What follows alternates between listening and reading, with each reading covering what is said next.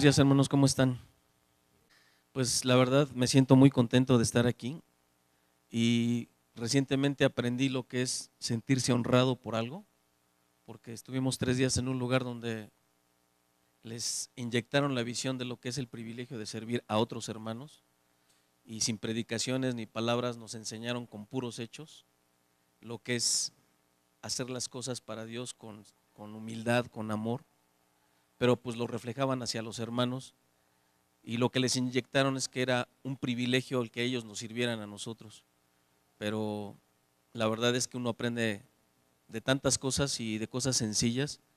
Y por eso ahora yo también puedo decir que es un privilegio estar aquí para compartir la palabra de Dios con ustedes. Y pues uno se siente verdaderamente honrado y yo me siento honrado de estar esta mañana con ustedes. Vamos a orar, vamos a poner este tiempo delante del Señor. Padre, gracias, Señor. Gracias por ser tan bueno con cada uno de nosotros. El privilegio más grande de todos es que tú nos hayas tomado, Dios, de donde estábamos cada uno de nosotros, para adoptarnos como tus hijos, para acercarnos a ti, para que pudiéramos tener una vida en común contigo, un vínculo cercano, un lazo muy estrecho contigo, Dios. Ese es el verdadero privilegio, el más grande de todos, poder estar a tu lado cada día, el que tú nos hayas escogido, cosa que yo creo jamás vamos a entender, pero que en tu soberanía y en tu sabiduría que es muy alta decidiste hacerlo, en tu amor que es tan perfecto decidiste hacerlo. Y deseamos que en esta mañana, Padre, tu palabra fluya, corra por medio de tu Espíritu Santo, para que cumpla el propósito por el cual estos hijos tuyos vinieron hoy aquí. Porque el que estén aquí hay un propósito de tu parte, Señor. Y rogamos que tú todo lo acomodes para que se cumpla ese propósito en esta mañana, Señor. En el nombre de Cristo Jesús. Amén. Pues le voy a pedir, hermano, que me acompañe a Lucas, al Evangelio de Lucas, el capítulo 9, los versículos 23 y 24, por favor. A esta enseñanza le he puesto por título Morir al yo. Esta tarde vamos a hablar de eso, de morir al yo. Es el título de esta enseñanza y está basado en el versículo que le acabo de comentar, Lucas 9, 23 y 24. Está escrito lo siguiente: y decía a todos, si alguno quiere venir en pos de mí, niéguese a sí mismo, tome su cruz cada día y sígame. Porque todo el que quiera salvar su vida, la perderá. Y todo el que pierda su vida por causa de mí, éste la salvará. Yo sé que usted no es la primera vez que lee este pasaje. Y para los que tienen las letras en rojo cuando habla el Señor, pues este pasaje justamente está en rojo. Y muchos versículos en la Biblia los podemos leer varias veces, pasar por ahí. Pero siempre llega un momento en que de alguna manera es como si nos abrieran los ojos, nos prendieran la luz y uno dijera, caray, yo no me había dado cuenta de lo que aquí estaba diciendo. Y tan solo en estos dos versículos hay muchas cosas muy interesantes, pero prácticamente me quiero quedar con el versículo 23 y quiero que vea junto conmigo algo muy interesante. Dice, si alguno quiere venir, ¿cómo? En pos de mí. Todos entendemos que es ir en pos de, ¿verdad? Es perseguir, es ir hacia, pero ¿con qué fin? ¿De mantenernos siempre en esa distancia y nunca llegar al punto? No, ¿verdad? Vamos en pos de algo con el fin de llegar a nuestro destino, de llegar junto a tal persona, de encontrarnos con alguien. Y aquí dice, si alguno quiere venir en pos de mí, quiere llegar a mí, quiere acercarse a mí, quiere tener una vida en común conmigo, aquí viene lo interesante. ¿Qué tiene que hacer? Niéguese a sí mismo, tome su cruz cada día y sígame. Y es interesante por lo siguiente, de alguna forma es una condicionante, una condición en la que nos dice, ¿quieres venir en pos de mí? Y si la pregunta para ustedes y para mí fuera en esta mañana, creo que es obvia. ¿Qué le responderíamos al Señor si nos dijera, ¿quieres venir en pos de mí? Le diríamos sí, pero Él nos respondería también, hay una condición, te tienes que negar a ti mismo para que llegues a mí. Y entonces ya como que uno se detiene y dice, a ver, no me había puesto a pensar en eso. Y desde aquí partimos para decir, ¿y qué sería negarme a mí mismo? Si esta es la condición. Y también la otra pregunta que surge, ¿y por qué me tengo que negar a mí mismo para seguirte, Señor? Y vamos a ir viendo paso a paso por qué el Señor nos pone esto. ¿Quieres venir en pos de mí? Sí, Señor. Ok, hay una condición, te tienes que negar a ti mismo. Tomar tu cruz cada día, o sea, recordar ese negarte, ese morir a ti y constantemente seguirme. Ahora, ya quedamos que ir en pos es con la finalidad de llegar a, no mantenernos siempre a una distancia X y nunca juntarnos, nunca reunirnos, sino es para estar con Él. Y aquí ya hablamos de algo, una relación. Si voy en pos de Él para reunirme con Él, es para estar con Él, es para continuar con Él, es para seguir con Él, ¿verdad? Eso ya nos está hablando de entrada de relación. Pero cuando dice niéguese a sí mismo, ya tendríamos que caer en mi yo, mi ego. Y yo cuando fui al diccionario pensé que iba a encontrar algo así más descriptivo, pero viene de la palabra ego, yo. Es pronombre primario de la primera persona, así de sencillo. Pronombre primario de la primera persona, o sea, yo. Y cuando se hace con énfasis en ese idioma griego, puede significar mí o mío. Pero finalmente todo confluye en quién, yo, ¿verdad? Ahora, dice, si alguien quiere seguirme, tiene que negarse a sí mismo. Pero vamos a desglosarlo un poco más. Cuando hablamos de ego, para cuestiones prácticas podemos decir que es mi centro, el asiento, el fundamento de lo que yo soy. Eso es el ego, el centro, el fundamento de lo que yo, de lo que ustedes, lo que cada uno de nosotros somos. Y cuando hablo de yo, de mí, de mío, estamos hablando de lo que represento. ¿Qué soy yo? ¿Qué represento yo?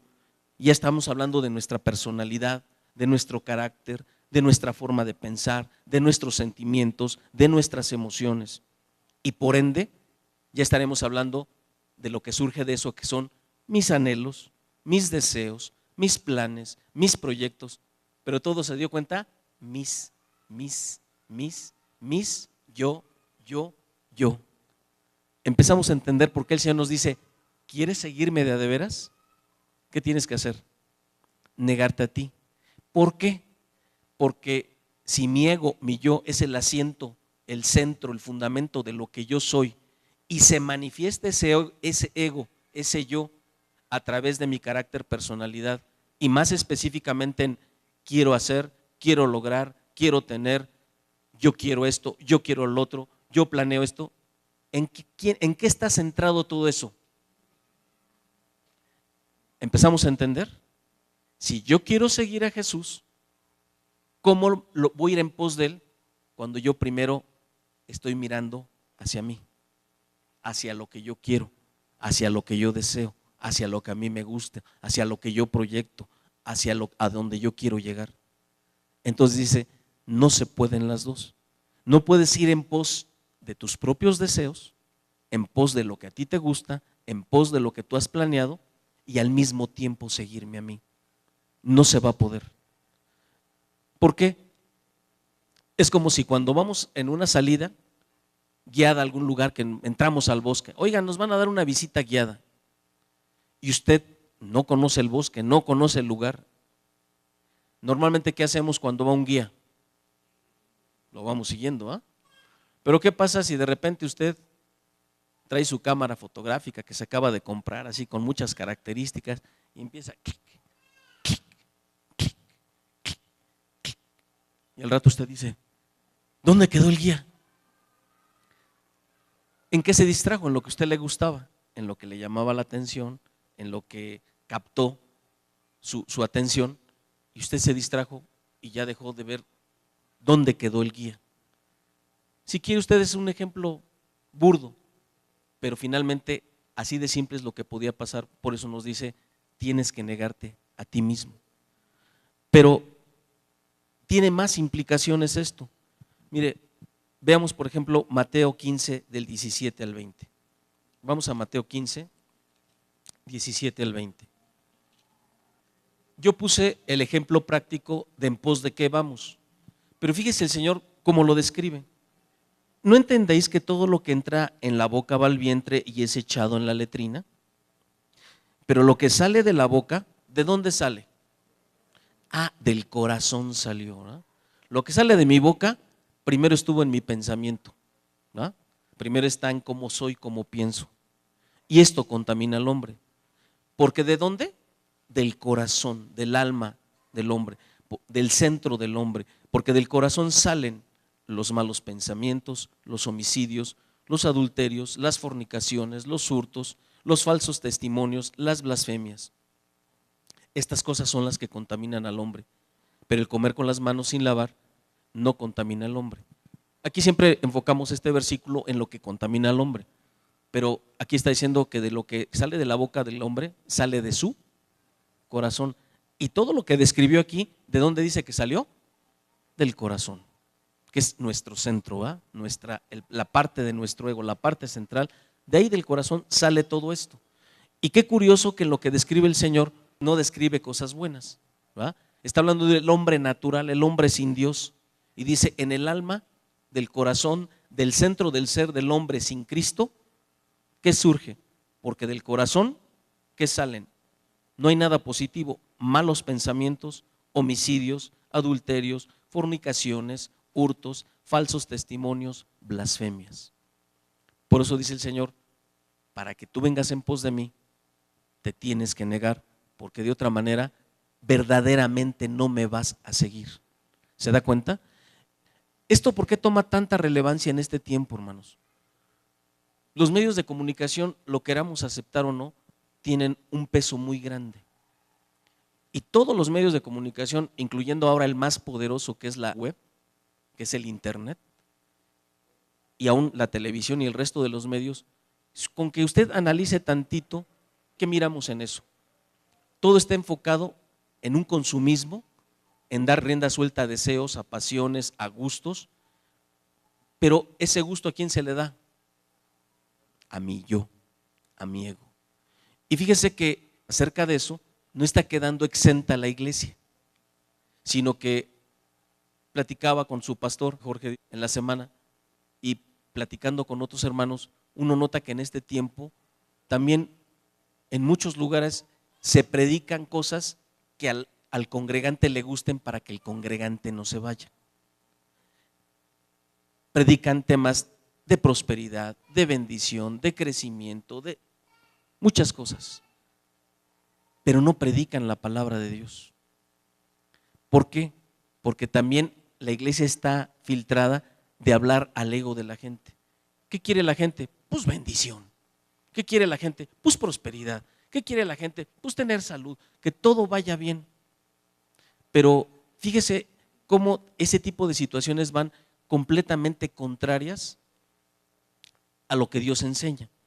Y no me estoy refiriendo a la bendición, a la prosperidad, sino que centremos el mover de la iglesia, el foco de la iglesia en el congregante y no en Cristo.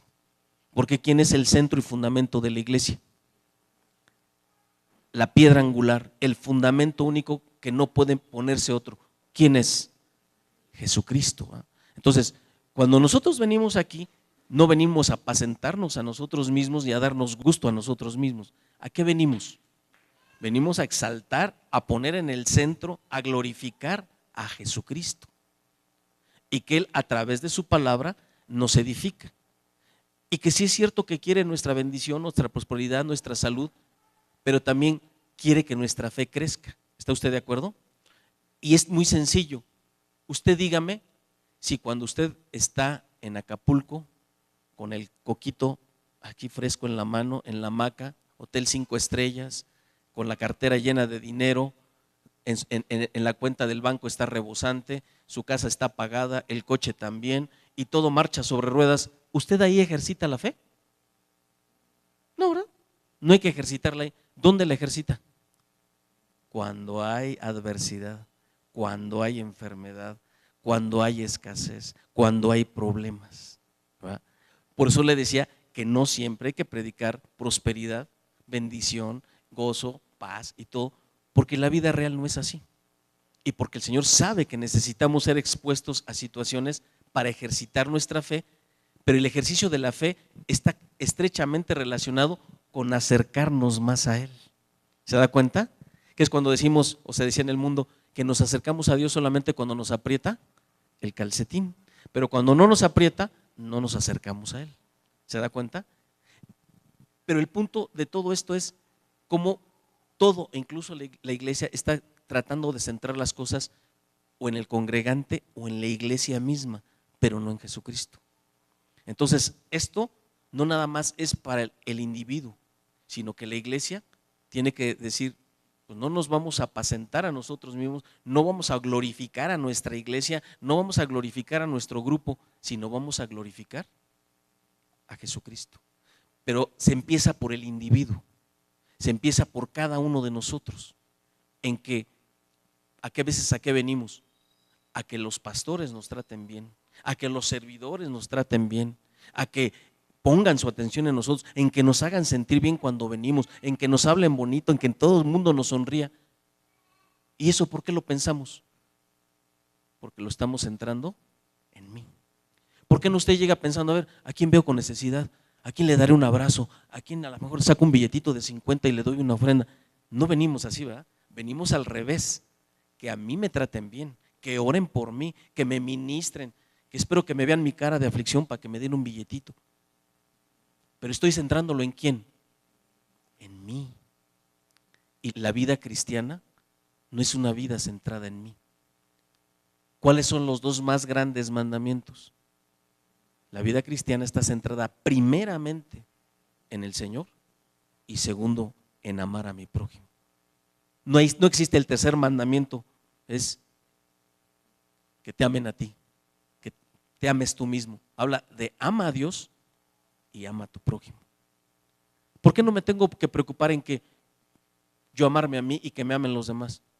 Porque ya Dios me ama. Porque ya Dios me ama. Él me amó primero, Él me escogió, Él me trajo hacia sí porque me amó primero y me amó desde antes de la fundación del mundo. Algo increíble, que desde antes de que siquiera el mundo existiera y que yo mismo existiera, ya Dios me amaba. ¿Se da cuenta? Como diciendo, no necesitas otra cosa más que mi amor. Pero para que la cosa funcione, yo me tengo que centrar también en Él. Y por eso me pide que yo muera a mi ego, a mi yo.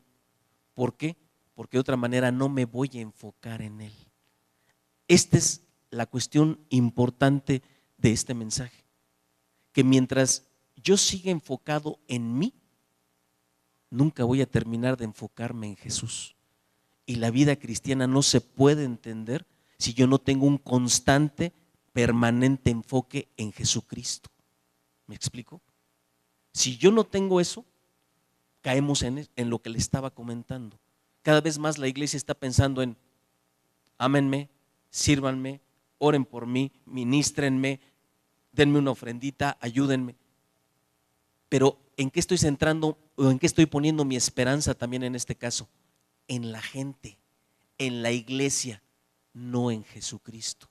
¿Se da cuenta? Y decimos, es que tiene que haber amor aquí, hermanos.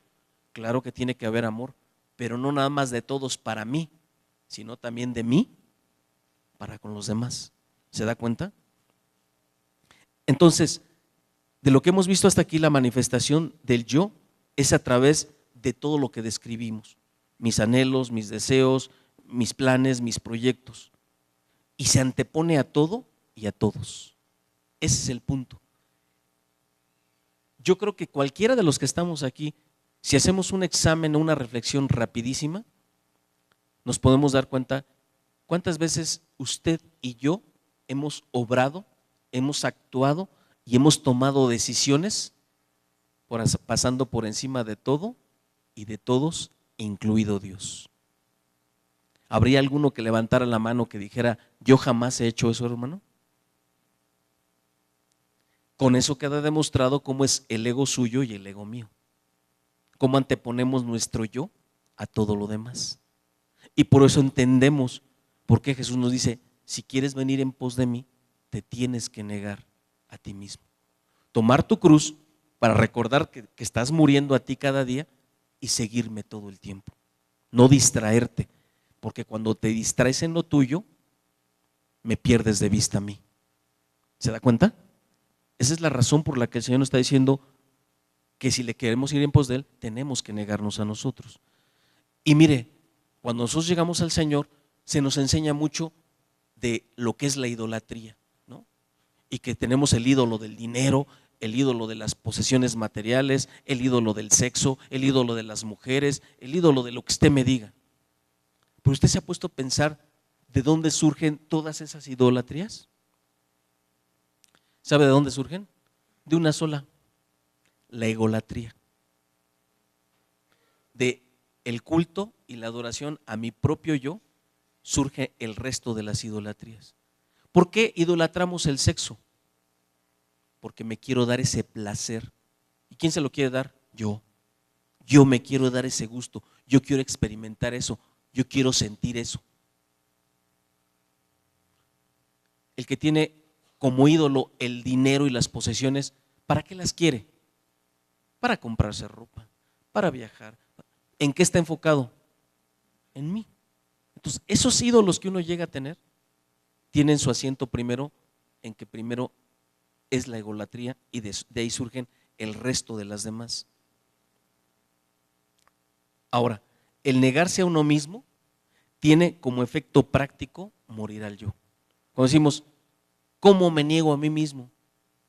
Pues el efecto práctico o la acción práctica de negarme a mí mismo es morir a ese ego, morir al yo. Y la palabra es pródiga en hablarnos de muchas de estas cuestiones, pero como todo hay un orden. ¿Qué tiene que suceder primero para morir a mi ego, a mi yo? Mire, Juan 16, 7 y 8, que es una cita que habla muy claramente de algo que usted y yo tenemos que experimentar. Juan 16, 7 y 8. Vamos a ver rápidamente lo que aquí dice.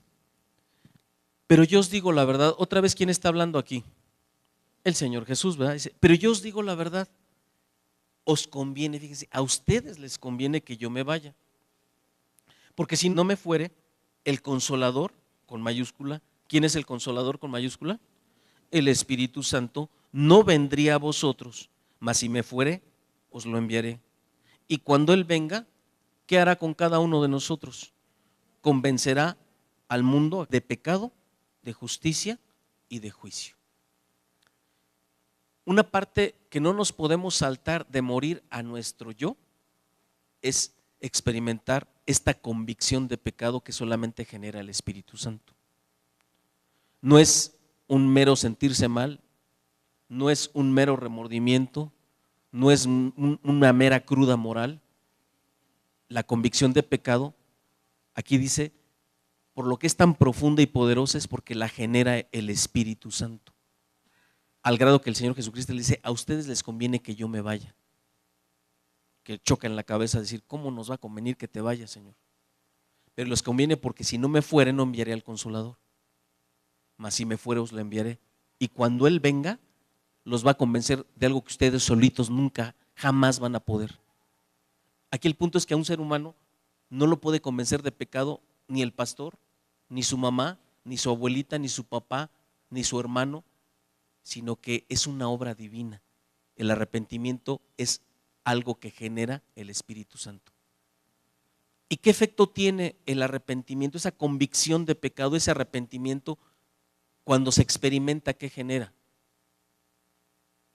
Una contrición, un dolor tal de darse cuenta de lo que uno ha hecho, que hay una convicción de, para quien entiende que es convicción, no cabe la más mínima duda, ¿verdad? De dejar eso.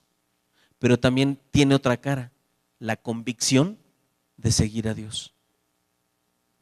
¿Me explico? Muchos de los de aquí que estamos, ¿qué sucedió en algún día? Tal vez no fue exactamente el día que pasamos cuando se hizo una oración, pero llega un punto, o tiene que llegar un punto en ese caminar cristiano que uno diga, ¿qué he estado haciendo? ¿Cómo es posible que yo viviera en esto? ¿Cómo me atreví a hacer aquello, esto? El Espíritu Santo generó esa convicción que nos lleva a cambiar completamente de rumbo en nuestra vida y de nuestra forma de verla. Y por ende dejamos el pecado, pero también nos damos cuenta, como vamos a ver más adelante, que incluye el encontrarme, el volverme realmente de todo mi corazón a Dios. El arrepentimiento incluye ese, volverme de todo mi corazón a Dios. Y eso sería parte del morir al yo, porque me doy cuenta de lo que mi yo ha generado, el daño que me ha generado, los problemas que me ha generado, y no solamente a mí, sino los que están alrededor. Y entra esa convicción de decir, es que esto no puede seguir así. Pero como ya ese camino recorrido ya no es opción para mí, también hay una convicción de voltear y seguir a Jesucristo. Ese es un paso indispensable de morir al yo, como nos lo dice el Señor. Si usted mira, no vaya, nada más lo citamos, y para quien lo recuerde, ¿qué dice Jeremías 17:9? Habla de la naturaleza del hombre sin Dios. Engañoso es el corazón más que todas las cosas y perverso. ¿Quién lo conocerá? Yo muchas veces y durante mucho tiempo yo vi esa cita como algo exagerado. Engañoso es el corazón más que todas las cosas. Fíjese lo que está diciendo, más que todas las cosas y perverso. Uno dice, bueno, yo fui malo, pero así a ese grado, no, hermano. Yo hacía cosas malas, pero nunca a ese nivel, hermano. Hermano, es lo que el Señor con su radiografía dice, este es el corazón del hombre. Pero ¿quién va a traer convicción de que realmente el corazón suyo y mío sin Cristo es así? El Espíritu Santo. ¿Se da cuenta? Entonces, tenemos que pasar por ahí. Si no experimentamos esa convicción de pecado y ese arrepentimiento que genera el Espíritu Santo, pues vamos a seguir diciendo, es que mi yo no es tan malo, es que tiene sus defectillos, es que bueno, sí tiene ahí algunas cosas, pero no voy a decir, de verdad, mi corazón sin Cristo es engañoso más que todas las cosas y es perverso. ¿Quién me va a convencer de que mi corazón es así? El Espíritu Santo. Debo también experimentar, estamos hablando de experiencia, no de conocimiento, experimentar arrepentimiento, convicción, pero también experimentar la presencia de Dios, la manifestación de Dios en mi vida. ¿Usted se acuerda de Pablo? ¿Se acuerda lo que le pasó camino a Damasco? ¿Qué mentalidad traía Pablo? ¿Qué visión traía Pablo? ¿Y qué planes traía Pablo cuando iba a Damasco? Venía y la palabra deja entrever que era un hombre de convicciones, de carácter, y que se proponía algo y no quitaba el dedo del renglón. ¿Está de acuerdo? Y dice que hasta viajaba, pedía poderes y hacía lo que tenía que hacer para ir por todos los cristianos que pudiera y meterlos a la cárcel y hacerlos y tratar que blasfemaran de su fe. Pero ¿qué cambió la vida de Pablo? Una experiencia poderosa de encontrarse personalmente con Jesucristo. ¿Va? Esa experiencia cambió la vida de Pablo. Usted y yo necesitamos una experiencia de encuentro con Jesucristo que, aparte de la convicción que generó el Espíritu Santo, usted y yo tengamos esa experiencia. Es cuando uno viene a lo que viene, cuando son los tiempos en que uno está alabando a Dios y se enfoca en Dios, ¿qué llega a pasar? Uno experimenta ¿qué? La presencia de Dios. Si quiere usted, aunque sea así, pero eso ¿qué genera en usted? Lo que le hizo sentir, sin importar cómo haya venido, si usted venía cargado, usted sintió su abrazo y sintió su consuelo. Si usted venía preocupado, sintió su paz. Si usted no sabía qué hacer y venía todo nervioso, estresado porque tiene cosas que hacer, el Señor de alguna forma toca y hace algo en nosotros. Pero esa experiencia, por pequeña que sea, ¿a qué nos lleva? A decir, quiero más. Quiero más porque ya me di cuenta que sí te manifiestas, que sí me tocas, que sí haces algo en mí. Y esa experiencia nos hace decir, pues creo que no estoy tan loquito, ¿va? Que aunque a veces no vea, no lo sienta, sí estás, sí te manifiestas. Pero fíjese que cuando eso lo profundizamos, dice Salmos 16:2, si quiere acompañarme, 16:2 y 16:11, para que lo veamos aquí, porque finalmente lo que estos hombres escribieron en los Salmos describen sus experiencias con Dios, describen su alabanza a Dios.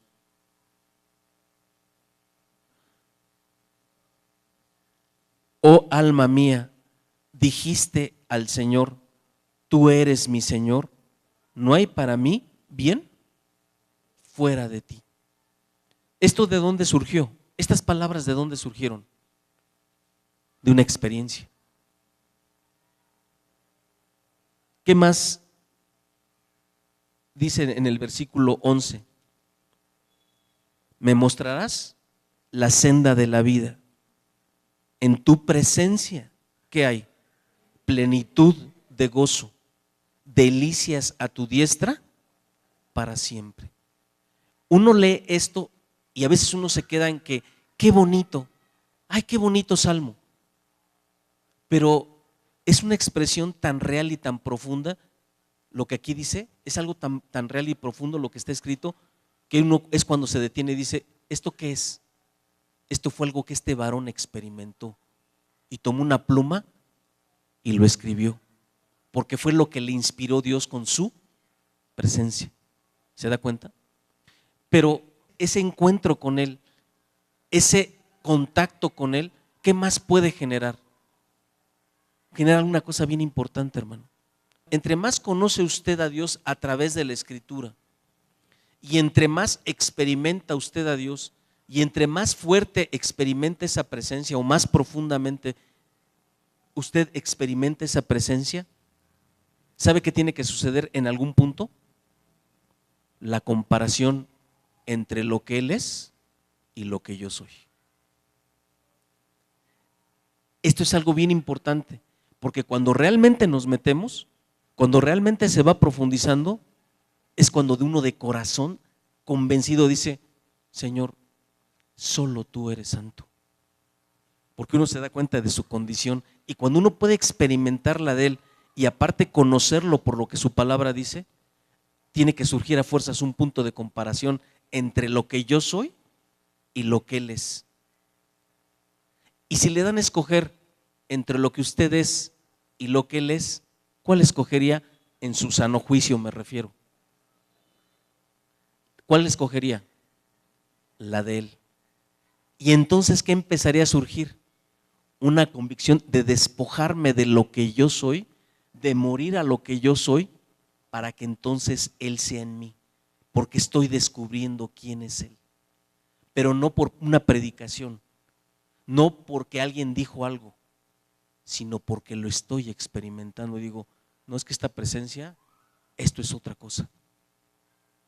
Al grado que Job decía, en Dios hay una majestad terrible. O sea, era tal la grandeza, tal la santidad de Dios, que él siendo un simple hombre pequeño y pecador decía, tu majestad es terrible, me espanta tanta santidad. Y cuando uno hace la comparación, uno dice, ¿quieres seguir siendo tú? Y dices, no, pues no quiero. Quiero llenarme de ti, quiero ser como tú. Y ahí viene la parte interesante. Hay un deseo voluntario de morir a mi yo, a mi ego. ¿Se da cuenta? Y el Señor es bueno porque no nos dice, el que quiere ir en pos de mí, niéguese a sí mismo y a ver cómo le hace. Dice, el que quiera venir en pos de mí, niéguese a sí mismo. pero te voy a enviar a mi Espíritu Santo para que te ayude. Y te voy a revelar mi palabra para que te ayude. Y te voy a manifestar mi presencia para que te ayude. Me gusta mucho cómo Moisés le dice al Señor cuando los va a sacar, le dice, si tu presencia no ha de ir con nosotros, no nos lleves a ningún lado. Porque él sabía lo importante de que esa presencia fuera con ellos. La experimentó y dijo, si tú no vas, ¿para qué salimos de aquí?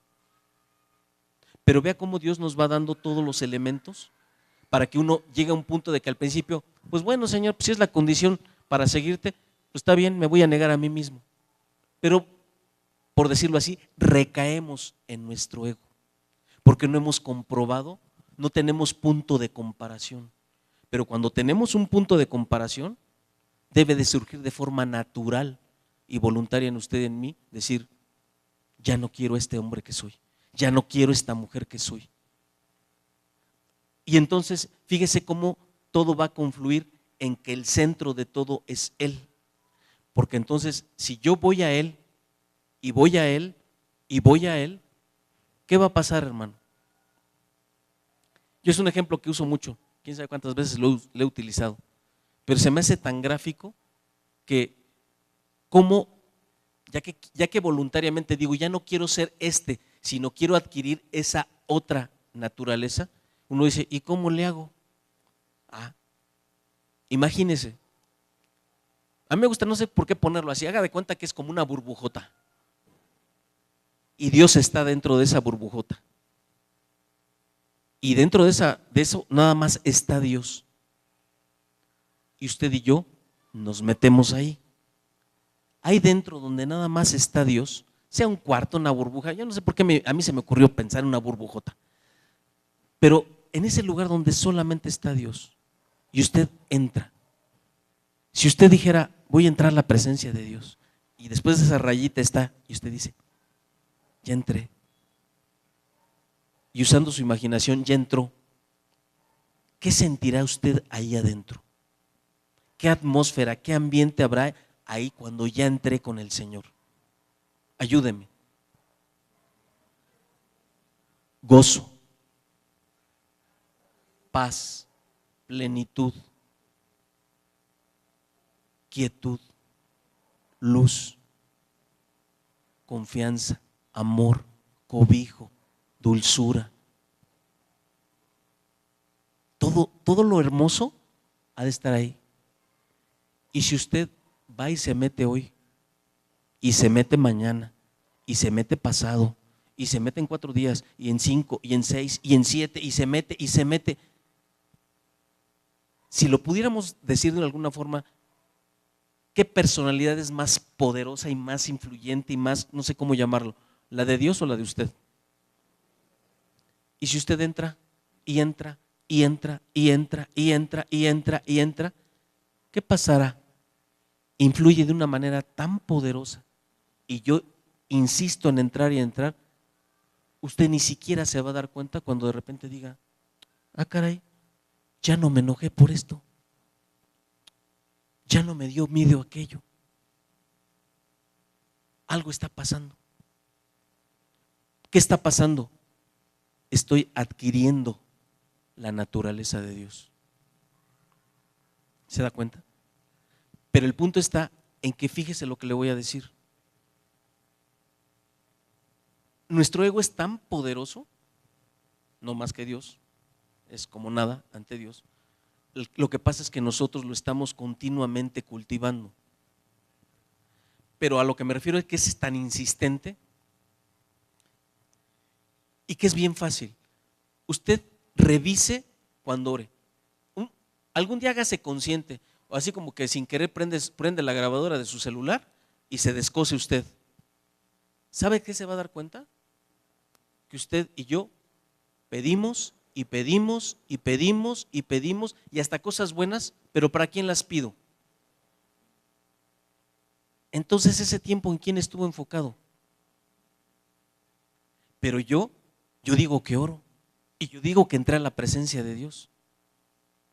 Pero si nos grabáramos, hermano, todo el tiempo, Señor, ayúdame, Señor, hazme hallar gracia, Señor, protégeme. Señor, ayúdame con esto. Señor, mis hijos. Señor, mi esposo. Señor, mi esposa. Señor, mi servicio. Señor, la iglesia. Señor, esto. ¿En qué estuvo enfocado? ¿Sabe que hace una grandísima diferencia? Es tan pequeña, pero es una diferencia tan grande. Yo se lo explico como yo me entiendo, ¿no? Haga de cuenta que luego a veces yo me imagino así como que en una banca del parque. ¿Ha visto qué bonitas son las bancas en el parque, así cuando están muchos arbolitos? Y que el Señor está sentado y yo llego y simplemente me siento junto a Él. Y le digo, qué padre estar contigo aquí sentado, Señor. Traigo un montón de cosas en la cabeza y de sentimientos, ¿no? Pero ¿sabes qué? Ahorita nada más vine a verte a ti para estar contigo, nada más. Y lo que más usted de ahí en adelante le quiera decir. Hermano, pero ¿y si no le pido? Pero si no clamo. ¿Qué era lo más importante? Él. Señor, no vengo a otra cosa. No vengo a pedirte. No vengo a sacar algo. No vengo a solicitar algo. Solamente vine por ti y para estar aquí sentado, estar a tu lado y estar contigo. Es a todo lo que vine. Usted se va a sorprender de lo que puede pasar después de eso. Que no había necesidad. Él que dice, y no estoy diciendo que ya no pida, hermano. Solamente le estoy diciendo que se dé cuenta cómo muchas veces nuestro ego es tan insistente que aún con Dios vuelve a pedir para sí, para los nuestros. Pero si decimos que Jesús es el centro, ¿cuántas veces yo aún en ese tiempo de verdad pongo a Dios en el centro? ¿Sí me estoy explicando? Pero usted y yo decimos, pero oré y pasé un buen rato con el Señor, hermano, y me paré de madrugada. Pero pequeño detalle, en muchísimas veces Él no es el centro. Y se lo pongo de una forma igualmente gráfica. La oración es petición en muchos de los casos, y la intercesión también, porque está enfocada en la necesidad, en el problema, en la persona. Pero ¿qué es la adoración?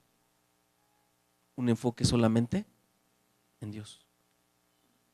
Entonces yo no le estoy diciendo que ya no pidamos, porque el Señor nos invitó a decir, pedid y se os dará, buscad y hallaréis, tocad y se os abrirá. El Señor ha pedido que nos pongamos a la brecha. El punto nada más está en lo que le quiero decir, en que nos hemos cargado demasiado de un extremo y el tener a Dios como centro lo hemos dejado relegado. Entonces, por eso es que el Señor nos pide eso, porque si no me enfoco en Él, si Él no es el centro, luego entonces ¿quién sí es el centro? Si Él no lo es, ¿quién termina haciéndolo? Yo. ¿Se da cuenta? No hay muchas opciones. Aquí no hay más, o es Él o soy yo.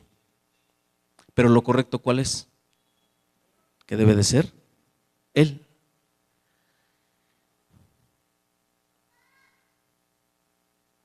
Fíjese, ¿por qué es necesario morir al yo también? Sin morir al yo, tampoco hay un nuevo nacimiento. Porque si no está muerto el yo y el yo sigue allí, ¿dónde entró el nuevo nacimiento? ¿Se da cuenta? Y la palabra hace énfasis en que somos nacidos de nuevo. Mire, quiero que revise conmigo 3 citas en que la Escritura hace tanto énfasis en esto. Vimos al principio que Jesús simplemente dijo, el que quiere ir en pos de mí, niéguese a sí mismo, tome su cruz y sígame. Pero vea cómo lo pone Pablo en Gálatas 2:20. Y vamos a ver que es, por decirlo de alguna manera, una doctrina central en la palabra hablar de esto. No podemos estar los dos. O el centro de mi corazón es Cristo, o el centro de mi corazón es mi ego. Pero no se pueden estar los dos, hermano. No pueden ser los dos. Hasta en la física, las leyes de la física que nos dicen que un mismo espacio no lo pueden ocupar 2 cuerpos, ¿verdad? O lo ocupa uno o lo ocupa el otro.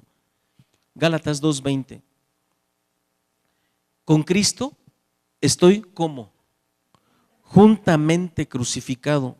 Y luego, ¿qué viene escrito, hermanos? Y ya no vivo yo, ya no vive mi ego, mas vive ¿quién? Cristo en mí. Aquí está clarísimo. Ya no vivo yo. Quedó el espacio vacío. Mas ahora, Cristo vive en mí. Y lo que ahora vivo en la carne, lo vivo en la fe del Hijo de Dios, el cual me amó y se entregó a sí mismo por mí. ¿Se da cuenta? Aquí Pablo retoma la enseñanza del Señor Jesús y dice, con Cristo estoy juntamente crucificado y ya no vivo yo. Ya el espacio, tuve que vaciar ese espacio de mi ego para que entonces Cristo viva en mí. Los dos no se puede. Romanos 6, 5 y 6. Ahora, ¿qué dice la Escritura? Porque si fuimos plantados juntamente con Él en la semejanza de su ¿qué, hermanos? De su muerte, así también lo seremos en la de su resurrección. Sabiendo esto, que nuestro viejo, ¿qué? Que la vieja mujer fue crucificado juntamente con Él, como lo acabamos de leer en Gálatas, para que el cuerpo del pecado sea destruido, a fin de que no sirvamos más al pecado.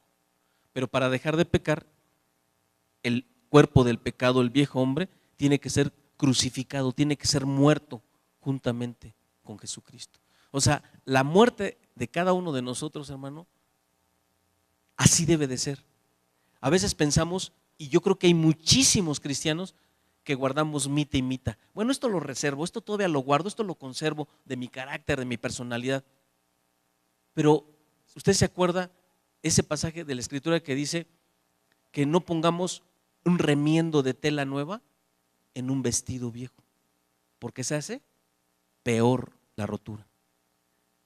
El Señor no hace parches, hermano. El Señor no nos parcha. El Señor nos hace completamente nuevos. Cuando se quieren hacer las combinaciones, el resultado es peor, y lo dice la Escritura. Si ponemos un remiendo de tela nueva en un vestido viejo, cuando se lava y se encoge el pedazo de tela nueva, la rotura se hizo peor que la anterior. Y dice, y nadie echa vino nuevo en odres viejos. Otra vez la combinación de lo viejo con lo nuevo, porque al echar el vino nuevo, como no ha terminado completamente su proceso de fermentación, termina fermentando en un cuero viejo que ya dio completamente de sí. Echamos vino nuevo, termina su fermentación, crea gases, se infla y rompe el odre viejo. Pero el vino nuevo se pone en un odre o un cuero nuevo que todavía va a dar de sí, y se conserva tanto el vino nuevo como el odre nuevo, porque se le echa el vino nuevo, el odre nuevo, que es un cuero, como está nuevecito, todavía da de sí. Cuando fermenta el vino nuevo dentro de él, da de sí y no se revienta, y se conservan los dos. Pero o son las dos cosas nuevas o se quedan las dos cosas viejas, pero no se puede viejo con nuevo. No puede quedar mi ego y al mismo tiempo que viva Cristo. No se puede. Eso no existe, no funciona. Por eso cuando nosotros decimos, bueno, es que no todo lo que soy está mal, bueno, es que hay algunas cosas las tengo que cambiar. No, el cristiano tenemos que entender que es todo. Si alguno está en Cristo, nueva criatura es, nueva. Las cosas viejas pasaron y aquí todas son hechas nuevas, dice 2 Corintios 5, 17. Todo es hecho nuevo, no dice algunas cosas. Esto lo entendió muy bien Juan el Bautista. Acompáñame a Juan 3, 26 al 30. Y vinieron a Juan, en este caso es Juan el Bautista, y le dijeron, Rabí, mira que el que estaba contigo al otro lado del Jordán, de quien tú diste testimonio, bautiza, y todos vienen a él. Respondió Juan y dijo, ¿no puede el hombre recibir nada si no le fuere dado del cielo? Vosotros mismos me sois testigos de que dije, yo no soy el Cristo, sino que soy enviado delante de él. El que tiene la esposa es el esposo, mas el amigo del esposo que está a su lado y le oye, se goza grandemente de la voz del esposo. Así pues, mi gozo está cumplido. ¿Y qué termina diciendo? Es necesario que Él crezca, pero que yo mengue. Que Él crezca cada vez más y que yo mengue cada vez menos hasta que desaparezca mi yo. Y podrían ser más las escrituras que yo le pudiera decir acerca del morir al yo, de negarse a sí mismo. Pero fíjese qué interesante. El Señor quiere destruir nuestro ego, pero como sucedió con Él. Él murió para dar ¿qué? Para dar vida. ¿Y Él qué quiere? Que muramos a nuestro ego. ¿Para qué? De vida. En alguna otra ilustración el Señor lo dijo: si la semilla no cae a tierra y muere, no da fruto. Si el ego no cae a tierra y muere, lo espiritual no va a dar fruto. ¿Qué sucede en forma práctica cuando se muere el ego, cuando se muere mi yo? Se acabaron, cesaron mis proyectos, mis planes, mis anhelos, mis deseos. Y uno puede decir, pero se mueren para que den paso ¿a qué? A la voluntad buena, agradable y perfecta de Dios para mi vida. Da paso a que se cumpla su propósito santo en usted y en mí, que es infinitamente superior a los planes, proyectos, deseos que usted y yo teníamos. Cuando nos quitan todo lo que nosotros amábamos y nos gustaba, en lo que nos deleitábamos, si nos quitan todo eso y ya no queda nada, ¿qué sí quedó? Jesús. Y entonces sí me voy a enfocar en Él, porque todo lo demás fue quitado. Junto con el ego muere todo eso, y al ser quitado eso, ya no quedan distracciones, ya no quedan cosas que me desvíen, que me obstaculicen, que me distraigan, y solamente queda Jesús. Mi enfoque solamente queda en Él. Ahora, para terminar, fíjese, el Señor Jesús, muchas veces planteamos que Él vino a cambiar muchas cosas, y creo que lo que vino el Señor fue a restablecer el modelo original que Dios estableció desde el principio en todas las cosas. El morir al yo, ¿qué finalidad tiene de parte de Dios? Volver a ese estado primario entre Dios y el hombre, a restablecer esa relación inicial entre Dios y el hombre. Yo quiero terminar con este texto en Génesis, si me quiere acompañar. Hubiera deseado, porque al menos en mí, no sé en los demás, generó algo muy, muy especial el último canto, y me gustaría, si fuera posible, que cerráramos con el último canto que se entonó, mientras nosotros leemos Génesis 2, 7 y 8, y me gustaría que, no sé, con la ayuda de nuestra imaginación, con la lectura de este pasaje, nos remontáramos al principio de los principios, al verdadero principio, que es Génesis. Y dice 2, 7 y 8. Entonces el Señor Dios formó al hombre del polvo de la tierra y sopló en su nariz aliento de vida, y fue el hombre un ser viviente. Y el Señor Dios, ¿qué hizo? ¿Qué hizo para ese ser viviente? Plantó un huerto en Edén al oriente y puso ahí al hombre que había formado. Hermano, ¿usted cree que Dios formó al hombre del polvo de la tierra, sopló aliento de vida, fue un ser viviente, después plantó un huerto en el Edén y puso al hombre en el huerto, lo dejó y se fue el Señor? ¿Se imagina usted qué maravilloso antes de la caída, antes del pecado, antes de todo, en ese lugar maravilloso que Dios mismo plantó con su mano o con su poder, ese huerto, pone en ese lugar maravilloso al hombre, y Dios con ese hombre? ¿Usted se imagina lo que ahí pasaba? ¿Cómo sabemos que estaba ahí con ellos? Nada más sáltese tantito al versículo 3:8, capítulo 3, versículo 8. Ahí ya había sido desgraciadamente la caída. Pero ¿qué hacía el Señor con ellos? Y oyeron la voz del Señor Dios, que ¿qué hacía? Se paseaba en el huerto al aire del día. Estaba con ellos. ¿Por qué Dios quiere que muramos al ego y por qué envió a Jesucristo? Para volver al punto inicial de una relación hermosa. Jesucristo ya nos redimió del pecado, nos justificó, nos salvó, nos limpió, nos presentó justos delante del Padre por su sacrificio.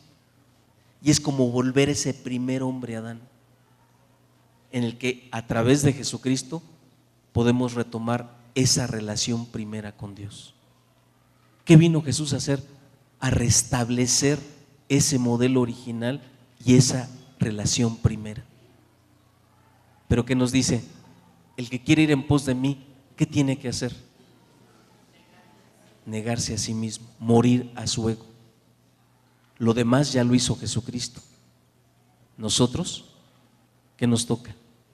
Desear, por los pasos que comentamos, morir al yo para regresar a este punto original de una relación tan cercana, tan maravillosa, tan profunda entre Dios y el hombre. Es hacia donde Dios nos está queriendo llevar todo el tiempo. ¿Oramos? Usted deje que Dios le diga algo, que Dios haga algo en usted durante este canto. No lo cante, solo deje que ese canto le ministre, que este canto haga algo en usted. Hizo algo en mí mientras lo escuché los primeros acordes, pero yo creo que no es nada más para uno. Padre, muchas gracias, Señor, porque has movido recursos espirituales inimaginables, empezando por la muerte de tu Hijo, para volvernos a ese punto, a ese jardín de Edén, ya justificados, ya redimidos, ya limpios por la sangre de Jesús, para estar como al principio, tú y cada uno de nosotros, Señor, para comprobar todas las delicias, todas las maravillas que hay en tu presencia. Señor, atráenos a ti con lazos de amor, que tengamos tal experiencia de ti, que esa experiencia de ti, de tu ser, de tu manifestación, nos lleve a una natural y voluntaria muerte de nuestro ego, a desear voluntaria y naturalmente vaciarnos de nosotros, morir a nosotros mismos, para que tú nos llenes completamente. Señor, ruego por último que utilices este canto, Dios, para ministrar a los que aquí estamos, que de alguna manera te manifiestes, que de alguna manera hagas algo en este momento en cada uno de los que estamos aquí, Señor. Lo ruego en el nombre de tu Hijo Jesucristo, nuestro Salvador, nuestro Mesías.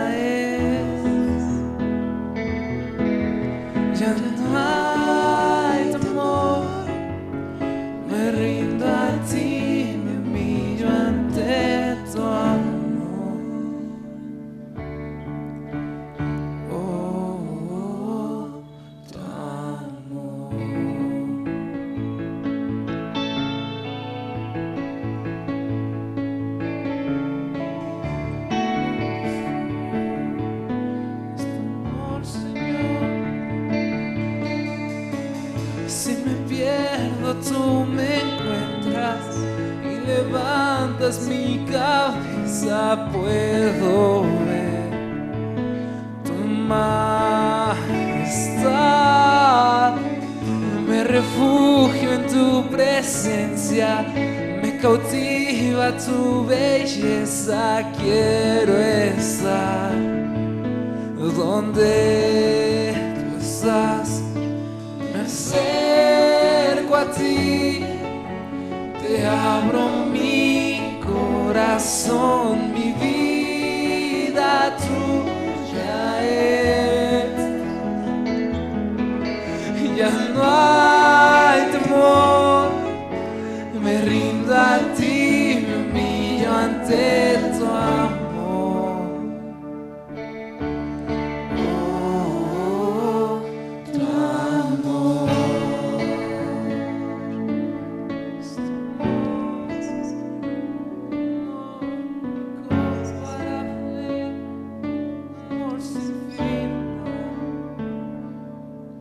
Profundo amor que lava mi interior, escucha mi clamor, te necesito, Dios.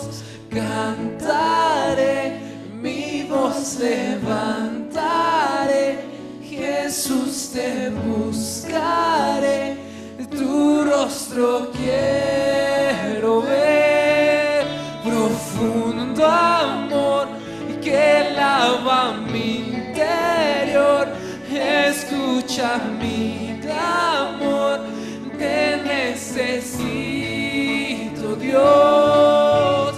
Cantaré, mi voz levantaré, Jesús te buscaré, tu rostro quiero ver. Profundo amor que lava mi interior, escucha mi clamor, te necesito, Dios. Cantaré, mi voz levantaré, Jesús te buscaré, tu rostro quiero ver.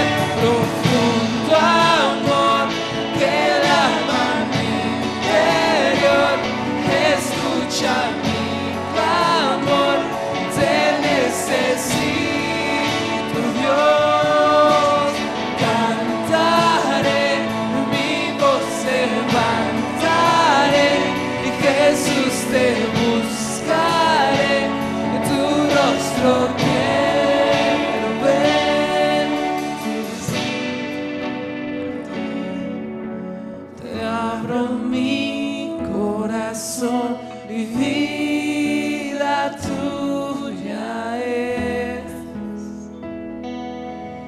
Ya no hay temor, me rindo a ti, me humillo ante tu amor.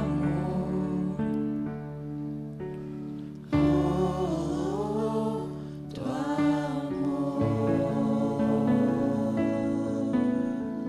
Es amor, Señor, es amor eterno, es amor, Jesús, que lava, el que restaura, el que trae paz, el que trae paz. Eres su Señor,